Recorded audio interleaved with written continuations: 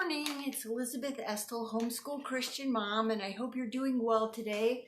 We're going to be mixing up some encouragement for you today. And you can see the beautiful tulips in the background. My daughter's been growing. They're coming along nicely, and I hope you're doing well today. It's Friday, you made it till Friday, so it's been a busy week for you, and we're all in a little bit of a flux with this social distancing and different changes economically for us, so I hope you're doing all right with that. So this morning we're going to be talking about mom guilt. So somehow through labor and delivery, adoption, or foster care, we moms end up with this feeling of mom guilt. And we all seem to have a good dose of it so that we feel like we're not doing enough, we're not meeting expectations, we're failing our children somehow, we're not good enough, we have guilt and doubt and anxiety. And part of that, the reason I'm dealing about it with homeschooling is I've heard a lot of moms say recently, I wasn't good at math when I was in school, and now I'm having to teach my kids math, and what am I going to do with this, and I'm having trouble, and my kids are going to know how dumb I am, and this isn't working, and what am I supposed to do, and they're going to fail their tests, and all that guilt and pressure is on the mom. And so what we have to do is really speak some truth to ourselves. We acknowledge our feelings that we have these guilt, that we may be feeling like we're falling short of expectations, but we also need to change our thoughts and not concentrate on, wow, I'm not doing enough, or I'm not being enough, or I haven't met my own expectations for what I would like our school to be. And we have to change our thoughts and speak some truth to ourselves. And the truth is, usually, you're doing okay. You're doing your best, and you're making it through, and you're doing okay.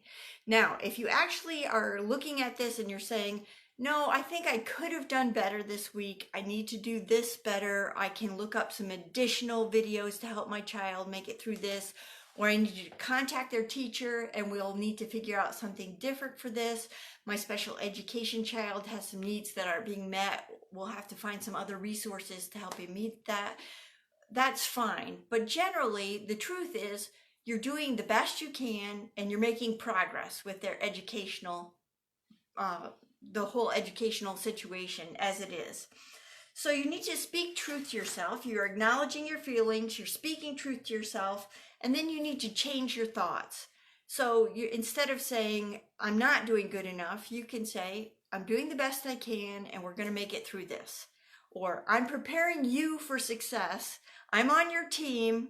We'll get through this together. And that's one thing I said to my children a lot is, I'm on your team. I'm not the big bad teacher who's torturing you.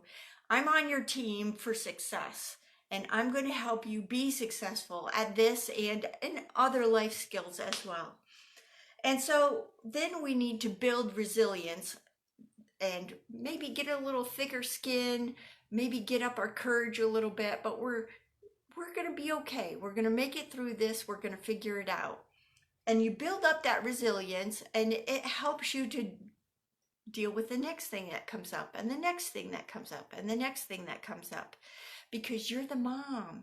And even though with labor and delivery, you got a dose of mom guilt, you also got a dose of mom. And you are that advocate for your child. You are the mama bear. You're the one that will make a difference in your child's life and in their success for the future. Whether you are teaching them at home or whether they are being taught at school and you are training them at home, there's a lot on you, but you're the mom. You can do this. You're the overcomer and you're the survivor, and you'll be all right. So with homeschooling, a lot of moms are like, well, I can't do this, so what other resources can I bring in? And so they bring in tutors, or they take online classes, or they get DVD classes to help them. I do like the idea of distance learning and DVD classes for the high school student, because then the student learns to take instruction from someone other than the mother or other than the parents. And so they get to learn to take notes from a teacher who has a different teaching style, and perhaps they benefit from the skills that way. And for us, it also changed the dynamic. Instead of me against mom, it was mom and I are going to figure out what this teacher wants, and she's going to help me do it and do it well. And so it changes the dynamics a little bit. And so I like that a lot. But this is also a great opportunity for you to have your kids at home, and a great opportunity for you to teach about patriotism. As a nation, people are social distancing, sticking together, making a difference, helping our medical community, honoring the doctors and nurses that are going to work every day and dealing with the situation. And you have an opportunity to talk about some things, some conservative values and family values at this time that you would not have had with your children otherwise.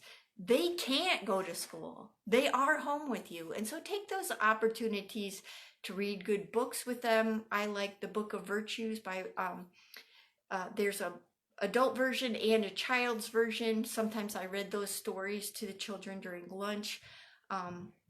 And other conservative ideas that you want to express to your children about economics, helpfulness, neighborliness, kindness. And take this opportunity and really grasp a hold of it at this time and say, okay, if this is the situation, and it may be long term, how can we best deal with this as a family, and use it as a time to encourage and support one another. So I appreciate you taking the time this week to meet with me at Homeschool Christian Mom, my Facebook page. I would love to get your email address to send you some additional tips and tricks. And on my Homeschool Christian Mom blog page, I have a new tab called the Video Vault. And this is all the videos that I put together to help moms who are teaching their children at home because of the coronavirus or other health reasons, or maybe you're just homeschooling, but it's the basic videos that will help you as you teach math and writing, as you deal with scheduling and changing behaviors and working with your family in a totally new dynamic. And I'm happy to help you. If you need some additional phone support, you can get on my Calendly calendar and I can have a 15-minute chat with you. It's perfectly free. I'm just trying to encourage and help you get through this difficult time. We'll help each other together. I'm also working on an Eventbrite webinar that I'm going to be having so that we can get all this material again in one place for you. And I'll be going live next week talking about how you can manage screen time with your children and electronics, and some of the ways you can help protect your children from the internet and monitor those things. I do have an article about that on my Homeschool Christian Mom blog, and I'll try to post that on one of my pages or post it below here to help you. Now, somebody had mentioned that the art project I showed the other day was more for high schoolers, and they didn't have a heat gun to do the crayon. So I have a couple of different ideas, bonus features today for elementary school students that you can do for art projects. So can you see this picture? You're basically showing the major parts of the body in ripped paper and putting that in a pose. And that's a nice project to do. This one is supposed to be a man or a creature with eyeballs and a mustache and a belt. But if you look at it carefully and you put it down like this, you can see that it's my name cut out, and it was cut out double on a folded piece of paper and then turned and decorated as a person. And that's a nice art project too. And then I will try to get to this one later. Maybe next week I'll show it. It's called the Porthole Project. And these ideas are all from the BJU Press art book. And it's mostly for elementary school students. It's a nice art curriculum. And do you think I could find that book this morning? Absolutely not. I could not find it. But I will put a link to it in the comments below so you can look it up. But it's an excellent resource for you. And it has projects for all ages and moving your child forward with art principles as well. I hope you've had a great week. I hope you're doing well. If you have any problems, please private message me or put it in the comments below. I'll be happy to answer things. And have a great homeschooling day and a fun weekend.